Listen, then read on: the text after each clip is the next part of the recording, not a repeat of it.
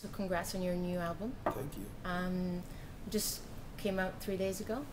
Yeah, Are you 3 days. still excited about it? Yes. I'd be lying if I wasn't watching it on iTunes, you know what position. But yeah, I'm really excited. Nothing Left to Lose.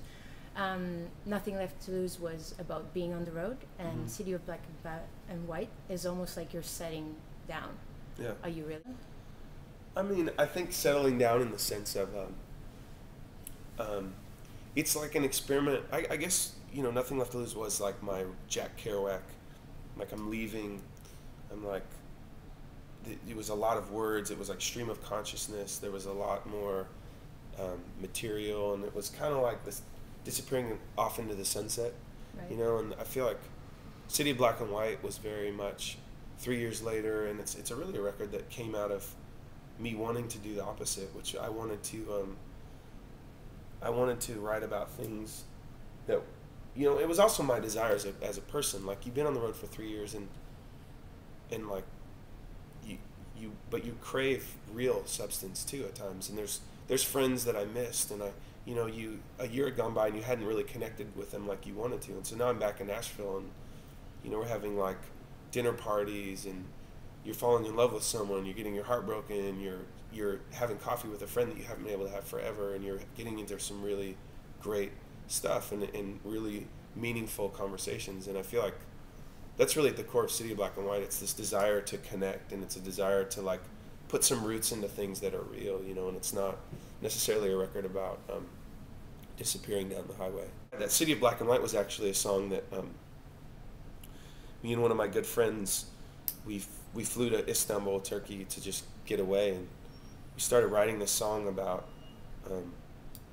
some of the things I've talked about just together. And I was like, this seems like a really good, like, kind of centerpiece and like to cornerstone to build this record on.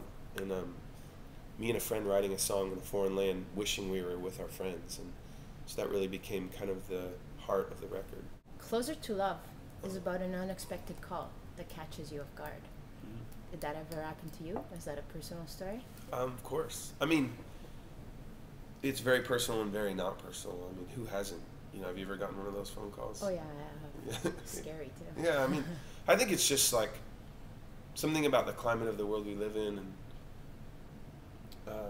it just seemed fitting, you know. And my guitarist has 2 children, and he said this comment along the lines of something along that line, and it turned into, I guess we're all one phone call from our knees. And I feel like that's very true in life, and but it's a very beautiful place too on sometimes.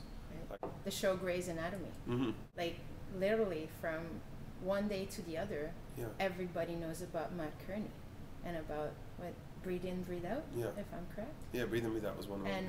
And one of the songs. The big one. They picked like more than one song. All I Need was the real big one. It was like this big ballad that they used. Yeah, and it came at a really crucial time for me. Yeah. My record had been out about 2 months, and nobody really wanted to play Nothing Left to Lose. They were like, I don't know, it's kind of mellow, you know. and so these key moments, things just kept happening that just kept slowly keeping the record going until it finally became this ball that was rolling down the hill, you know. And Grey's Anatomy was really helpful. It was. You've previously worked with big bands and singers like Sheryl Crow and John Mayer that you mentioned, The Fray. Now you're opening for Kearney. Yeah. Do you expect one day to be opened by somebody else? I think opening for bands honestly makes you better than playing in front of your fans all the time, because you're forced to work for everything you do. It's like, you know, when you have someone that'll laugh at every joke and cheer with everything you do, it's incredibly rewarding on one level, but it's like I love opening for people, and you learn so much from them, you know. I like study every act I open for, and go watch their show and see what I love about what they do, what I don't, you know, and try to incorporate it into my show. All right, thanks a lot. Thank you. My pleasure.